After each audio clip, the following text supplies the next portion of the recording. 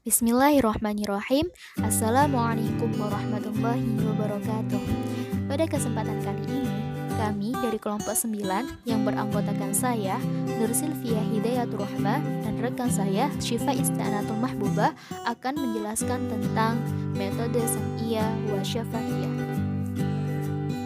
Penjelasan yang pertama mengenai pengertian metode Sam'iyah Syafahiyah. Metode Sam'iyah Syafahiyah atau yang disebut dengan metode audiolingual merupakan metode yang menitik beratkan pada kompetensi mendengar dan berbicara pada proses awal pembelajarannya.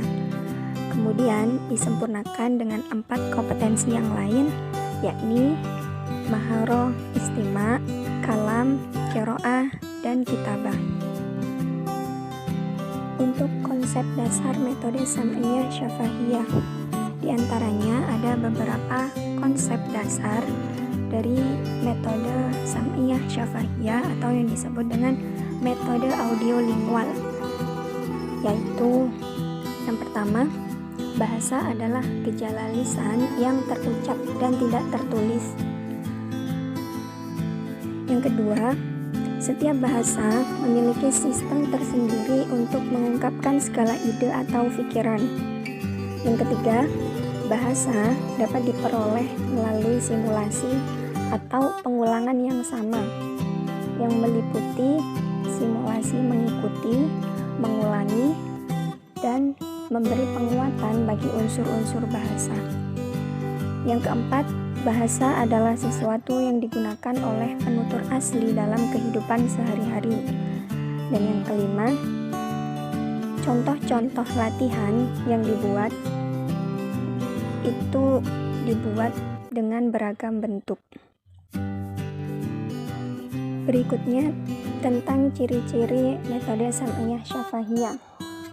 Metode Sam'iyah Syafahiyah atau metode audiolingual mempunyai beberapa ciri, diantaranya pertama, tujuan pengajarannya adalah penguasaan 4 keterampilan berbahasa secara seimbang, yakni adanya keseimbangan penguasaan materi atau keterampilan dari maharoh, istima', kalam, qiraah, dan kitabah. Yang kedua, urutan penyajiannya adalah menyimak dan berbicara, baru kemudian membaca dan menulis. Yang ketiga, model kalimat bahasa asing diberikan dalam bentuk percakapan untuk dihafalkan. Yang keempat, penguasaan pola kalimat dilakukan dengan latihan-latihan pola. Yang kelima, kosakata dibatasi secara ketat dan selalu dihubungkan dengan konteks kalimat atau ungkapan. Dan yang keenam, pengajaran sistem bunyi secara sistematis agar dapat dipraktikkan oleh pelajar dengan teknik demonstrasi, menirukan, komparasi, kontras, dan lain-lain. Berikutnya adalah langkah-langkah penerapan metode Sam'iyah Syafahiyah. Dalam penerapan metode Sam'iyah Syafahiyah ini, perlu dilakukan beberapa langkah untuk mencapai tujuan yang dilakukannya metode Sam'iyah Syafahiyah ini. Langkah-langkah tersebut diantaranya adalah yang pertama, langkah mendengarkan, khutwatul istima'iyah. Langkah kedua, langkah repetitif atau pengulangan, khutwatul tikroriyah. Langkah ketiga adalah langkah eksplanasi atau khutwatul tahqiqiyah. Yang keempat adalah langkah pola kalimat atau khutwatul qawaidiyah. Dan yang kelima adalah langkah generalisasi kesimpulan atau khutwatul istimbatiyah. Dan yang keenam adalah langkah membaca, khutwatul istiqoroiyah. Dan yang terakhir adalah langkah menulis yaitu khutwatul kitabiyah. Adapun beberapa kelebihan yang dimiliki metode Sam'iyah Syafahiyah. Yang pertama, para siswa memiliki keterampilan pelafalan yang bagus. Yang kedua, para siswa akan terampil membuat pola-pola kalimat baku yang sudah dilatihkan. Yang ketiga, siswa dapat melakukan komunikasi lisan dengan baik karena latihan menyimak dan berbicara yang intensif. Yang keempat, suasana kelas hidup karena para siswa tidak tinggal diam, harus terus-menerus merespon stimulus guru. Dan yang terakhir adalah memberi banyak latihan dan praktik dalam aspek keterampilan menyimak dan berbicara.